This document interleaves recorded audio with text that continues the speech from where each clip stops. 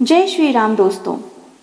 श्री तुलसीदास जी द्वारा रचित रामचरितमानस का हिंदी अनुवाद मैं आपको कथा के माध्यम से सुनाती हूँ। तो स्वागत है आपका आज की वीडियो में। दोस्तों, पिछली कथा में आपने जाना कि माता सती ने किस प्रकार श्री रामचंद्र की परीक्षा ली, जिसकी वजह से महादेव माता सती से नाराज होकर समाधि में लीन हो जाते हैं। 87 वर्ष बाद जब महादेव समाधि खोलते हैं, उसके बाद क्या हुआ आज की कथा में आप जानेंगे, तो बने रहिएगा हमारे साथ अंत तक। दोस्तों, तुलसीदास जी कहते हैं कि जब शिव जी ने समाधि खोली, उसके बाद शिव जी राम नाम का स्मरण करने लगे। तब सती जी ने जाना कि अब जगत के स्वामी शिव जी जागे हैं। उन्होंने जाकर शिव जी के चरणों को प्रणाम किया। शिव जी ने उनको बैठने के लिए सामने आसन दिया। शिवजी भगवान हरि की रसमयी कथाएं कहने लगे। उसी समय दक्ष प्रजापति हुए। ब्रह्मा जी ने सब प्रकार से योग्य देखकर समझकर दक्ष को प्रजापतियों का नायक बना दिया। जब दक्ष ने इतना बड़ा अधिकार पाया, तब उनके हृदय में अत्यंत अभिमान आ गया। जगत में ऐसा कोई पैदा नहीं हुआ जिनको प्रभुता पाकर मद न हो। दक्ष ने सब मुनियों को बुला लिया और वे बड़ा यज्ञ करने लगे। जो देवता यज्ञ का भाग पाते हैं, दक्ष ने उन सबको आदर सहित निमंत्रण किया। दक्ष का निमंत्रण पाकर किन्नर, नाग, सिद्ध, गंधर्व और सब देवता अपनी अपनी स्त्रियों सहित चले। विष्णु, ब्रह्मा और महादेव जी को छोड़कर सभी देवता अपना अपना विमान सजाकर चले। सती जी ने देखा अनेकों प्रकार के सुंदर विमान आकाश में चले जा रहे हैं। देव सुंदरियां मधुर गान कर रही हैं, जिन्हें सुनकर मुनियों का ध्यान टूट जाता है। सती जी ने विमान में देवताओं के जाने का कारण पूछा। तब शिव जी ने सब बातें बतलाईं।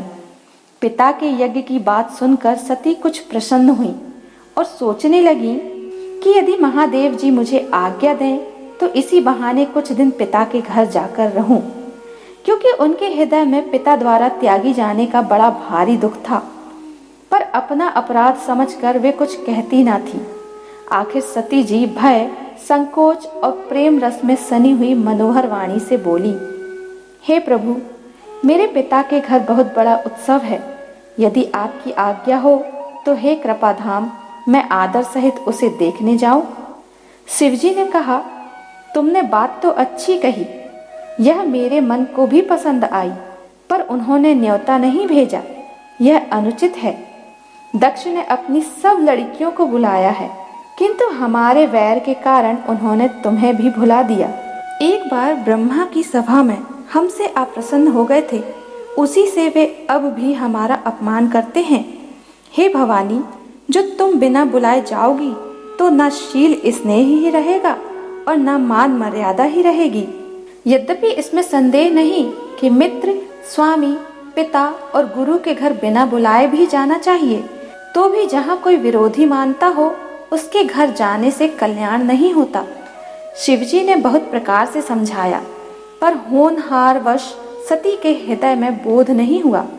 फिर शिवजी ने कहा कि यदि बिना बुलाए जाओगी तो हमारी समझ में अच्छी बात ना होगी। शिवजी ने बहुत प्रकार से कहकर देख लिया, किंतु जब सती किसी प्रकार भी नहीं रुकी, तब त्रिपुरारी महादेव जी ने अपने मुख्य गणों को साथ देकर उनको विदा कर दिया। भवानी जब पिता दक्ष के घर पहुंची, तब दक्ष के डर के मारे किसी ने उनकी आवभगत नहीं की। केवल एक माता भले ही आदर से मिली, बहनें बहुत मुस्कुराती हुई मिली। दक्ष ने तो उनकी कुछ कुशलता तक नहीं पूछी। सती जी को देखकर उल्टे उनके सारे अंग जल उठे। तब सती ने जाकर यज्ञ देखा तो वहां कहीं शिवजी का भाग दिखाई नहीं दिया। तब शिवजी ने जो कहा था वह उनकी समझ में आया। स्वामी का अपमान समझकर सती का हृदय जल उठा। पिछला पति परित्याग का दुख उनके हृदय में उतना नहीं व्यापा था जितना महान दुख इस समय पति अपमान के कारण हुआ। यद्यपि जगत में अनेक प्रकार के दारुण दुख हैं, तथापि जाति अपमान सबसे बढ़कर कठिन है। यह समझकर सती जी को बड़ा क्रोध हो आया। माता ने उन्हें बहुत प्रकार से समझाया बुझाया, परंतु उनसे शिवजी का अपमान सहा नहीं गया। इससे उनके हृदय में कुछ भी प्रबोध नहीं हुआ। तब वे सारी सभा को हठपूर्वक डांटकर क्रोध भरे वचन बोली, हे सभासदों और सब मुनीश्वरों, सुनो।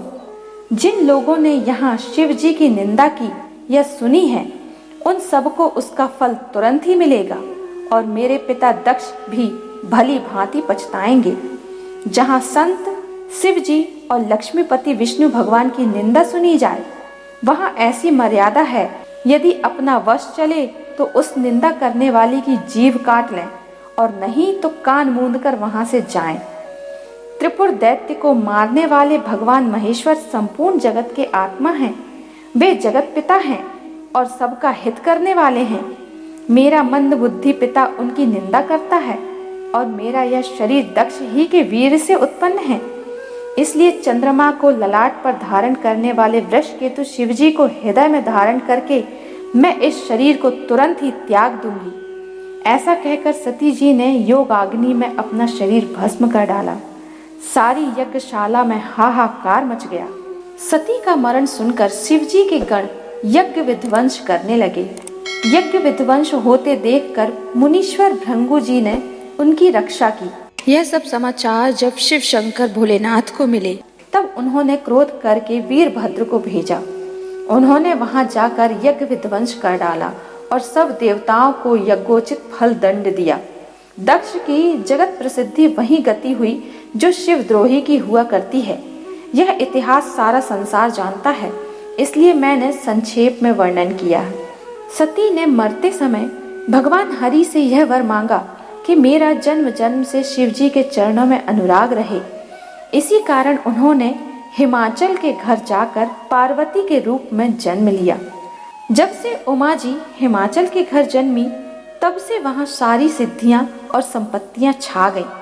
मुनियों ने जहां तहां सुंदर आश्रम बना लिए और हिमाचल ने उनको उचित स्थान दिए। उस सुंदर पर्वत पर बहुत प्रकार के नए नए वृक्ष सदा पुष्प फल युक्त हो गए और वहां बहुत तरह की मणियों की खान प्रकट हो गई। सारी नदियों में पवित्र जल बहता और पक्षी पशु भ्रमर सभी सुखी रहते। सब जीवों ने अपना स्वाभाविक वैर छोड़ दिया और पर्वत पर सभी परस्पर प्रेम करते हैं। पार्वती जी के आ जाने से पर्वत ऐसा शोभायमान हो रहा है जैसा राम भक्ति को पाकर भक्त शोभायमान होता है। उस पर्वत राज के घर नित्य नए मंगलोत्सव होते हैं, जिसका ब्रह्मादि यश गाते हैं। जब नारद जी ने यह समाचार सुने तो वे कौतुक ही से हिमाचल के घर पधारे। पर्वतराज ने उनका बड़ा आदर किया और चरण धोकर उनको उत्तम आसन दिया। फिर अपनी स्त्री सहित मुनि के चरणों में सिर नवाया और उनके चरणोदक को सारे घर में छिड़काया। हिमाचल ने अपने सौभाग्य का बहुत बखान किया और पुत्री को बुलाकर मुनि के चरणों पर डाल दिया और कहा, हे मुनिवर, आप त्रिकालज्ञ और सर्वज्ञ हैं। आपकी सर्वत्र पहुँच है, अतः आप हृदय में विचार कर कन्या के दोष गुण कहिए। नारद मुनि ने हंसकर रहस्य युक्त कोमल वाणी से कहा, तुम्हारी कन्या सब गुणों की खान है। यह स्वभाव से ही सुंदर, सुशील और समझदार है। उमा, अंबिका और भवानी इसके नाम हैं। कन्या सब सुलक्षणों से संपन्न है। यह अपने पति को सदा प्यारी होगी। इसका सुहाग सदा अचल रहेगा और इससे इसके माता पिता यश पावेंगे। यह सारे जगत में पूज्य होगी और इसकी सेवा करने से कुछ भी दुर्लभ ना होगा। संसार में स्त्रियां इसका नाम स्मरण करके पतिव्रत रूपी तलवार की धार पर चढ़ जाएंगी। हे पर्वतराज, तुम्हारी कन्या सुलक्षणी है। अब इसमें जो दो चार अवगुण हैं, उन्हें भी सुन लो। गुणहीन, मानहीन, माता पिता विहीन, उदासीन, संशयहीन, लापरवाह, योगी, जटाधारी, निष्काम हृदय, नंगा और अमंगल वेश वाला ऐसा पति इसको मिलेगा। इसके हाथ में ऐसी ही रेखा पड़ी है। नारद मुनि की वाणी सुनकर और उसको हृदय में सत्य जानकर पति पत्नी मतलब हिमबान और मैना को दुख हुआ और पार्वती जी प्रसन्न हुई। नारद जी ने भी इस रहस्य को नहीं जाना। क्योंकि सबकी बाहरी दशा एक सी होने पर भी भीतरी समझ भिन्न भिन्न थी। सारी सखियां पार्वती, पर्वतराज, हिमवान और मैना सभी के शरीर पुलकित थे और सभी के नेत्रों में जल भरा था। देवर्षि के वचन असत्य नहीं हो सकते। यह विचार कर पार्वती ने उन वचनों को हृदय में धारण कर लिया। उन्हें शिवजी के चरण कमलों में स्नेह उत्पन्न हो आया, परंतु मन में यह संदेह हुआ कि उनका मिलना कठिन है। अवसर ठीक न जानकर उमा ने अपने प्रेम को छिपा लिया और फिर वे सखी की गोद में जाकर बैठ गए। देवर्षि की वाणी झूठ न होगी, यह विचार कर हिमवान, मैना और सारी चतुर सखियां चिंता करने लगी। फिर हृदय में धीरज धरकर पर्वतराज ने कहा, हे नाथ, कहिए अब क्या उपाय किया जाए। मुनीश्वर ने कहा, हे हिमवान, सुनो, विधाता ने ललाट पर जो लिख दिया है उसको देवता, दानव, मनुष्य, नाग और मुनि कोई भी नहीं मिटा सकते। तो भी एक उपाय मैं बताता हूँ, यदि देव सहायता करें तो यह सिद्ध हो सकता है। उमा को वर तो निसंदेह वैसा ही मिलेगा जैसा मैंने तुम्हारे सामने वर्णन किया है, परंतु मैंने वर के जो जो दोष बतलाए हैं, मेरे अनुमान से वे सभी शिवजी में हैं। यदि शिवजी के साथ विवाह हो जाए तो दोषों को भी सब लोग गुणों के समान ही कहेंगे। जैसे विष्णु भगवान शेषनाग की शैया पर सोते हैं तो भी पंडित लोग उनको कोई दोष नहीं लगाते। सूर्य और अग्निदेव अच्छे बुरे सभी रसों का भक्षण करते हैं, परंतु उनको कोई बुरा नहीं कहता। गंगा जी में शुभ और अशुभ सभी जल बहता है, पर कोई उन्हें अपवित्र नहीं कहता। सूर्य, अग्नि और गंगा जी की भांति समर्थ को कुछ दोष नहीं लगता। यदि मूर्ख मनुष्य ज्ञान के अभिमान से इस प्रकार होड़ करते हैं तो वे कल्प भर के लिए नरक में पड़ते हैं। भला कहीं जीव भी ईश्वर के समान सर्वथा स्वतंत्र हो सकता है?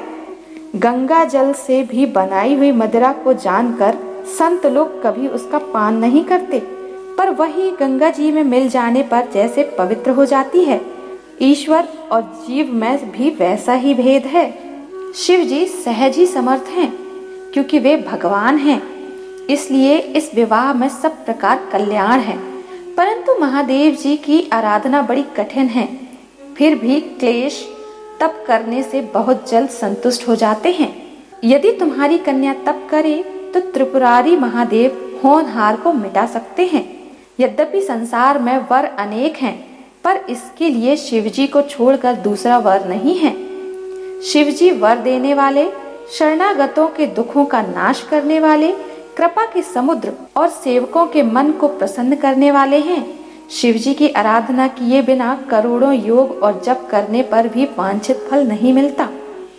ऐसा कहकर भगवान का स्मरण करके नारद जी ने पार्वती को आशीर्वाद दिया और कहा कि हे पर्वतराज, तुम संदेह का त्याग कर दो, अब यह कल्याण ही होगा। यूं कहकर नारद मुनि ब्रह्मलोक को चले गए। दोस्तों, आज की कथा बस यहीं तक। अब आगे जो चरित्र हुआ वह अगली वीडियो में बताएंगे, तो जानने के लिए चैनल को सब्सक्राइब करें और बेल आइकन को प्रेस करें ताकि आने वाली वीडियो आपको मिल सके। और इसकी पिछली कथा को सुनना चाहते हैं तो दाईं तरफ दिए हुए लिंक को क्लिक करें। जय श्री राम। धन्यवाद।